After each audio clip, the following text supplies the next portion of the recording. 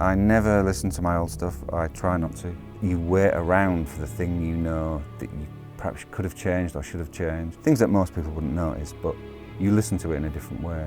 And that's one of the good things about doing a sequel, that you get the opportunity to redo that stuff, to revisit things. Oh, actually, I didn't quite do that track as good as I could, so let's do a version of that.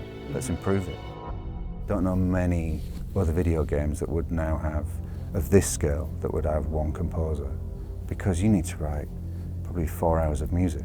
There's a composer, Dave Buckley. He didn't work on City now, he's new to the project. He does lots of Hollywood movies. He used to work with Harry Gregson Williams. He did The Town. I don't know if many composers would want to take on the task of working with me so closely. Because we've got a set of material we want to keep consistent, like the Batman theme, I wouldn't want to work with me. I mean, there's an existing set of music, and often you want to put your own mark on it, whereas Dave was just so happy to like take the material, go, right, okay, I'll write variations on that, I'll work with that. I think he was just bowled over by my personality. Funnily enough, we've got this from the very first, I wrote this for Asylum, and that's all the music that we'll use, yeah? They're all the chords, they're all the rhythms, that's the melody. Would you mind playing that one? Yeah, sure, yeah.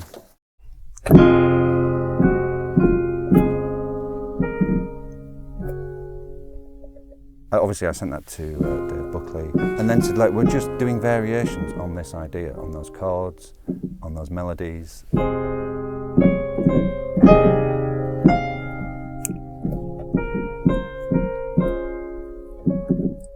Certainly on this project you're thinking, are those themes going to stand up to another, long game? It takes probably 6 weeks to get confidence in them, and then you think, right, now I know what I'm doing. We wanted to keep that theme, and we wanted to kind of tailor it more towards the story for this game. How can we kind of get the Scarecrow element out of that one theme? Well, the Scarecrow theme back in Asylum was the same notes, bar one, in a kind of cluster like that. Yeah? Because you remember it was all kind of dreamlike. Sure. So it was that kind of thing. And we transpose it like that. In October, we spent a day recording with the orchestra those types of ideas. We called it a sound design session, because really there was no tunes or melody or anything. It was just those sort of noises.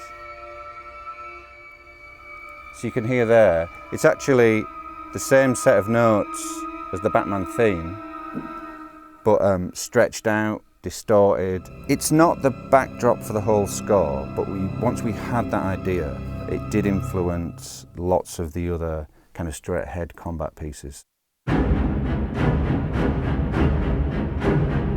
Yeah. So what we've done is we've recorded the string group playing lots of those rhythms, ba ba ba ba ba ba ba ba ba ba ba ba, and then we've programmed them so that whatever note I play on the keyboard, it will trigger a version of that.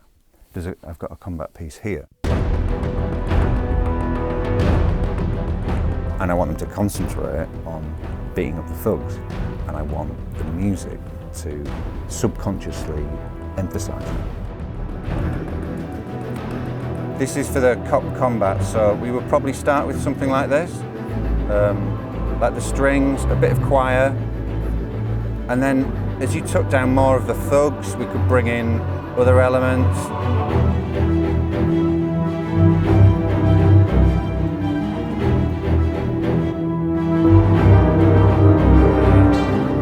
Bring in more synth elements and percussion. We'll add more intensity as the combat gets more intense. We'll add more of those layers, or we'll get rid of layers if you're not having such a good time. We used to have up to 4 layers before. So we've got something like, 16 tracks there. We will record and then be able to play back live in game. No, I've not got sick of it at all. In fact, I prefer working like this. I do this forever.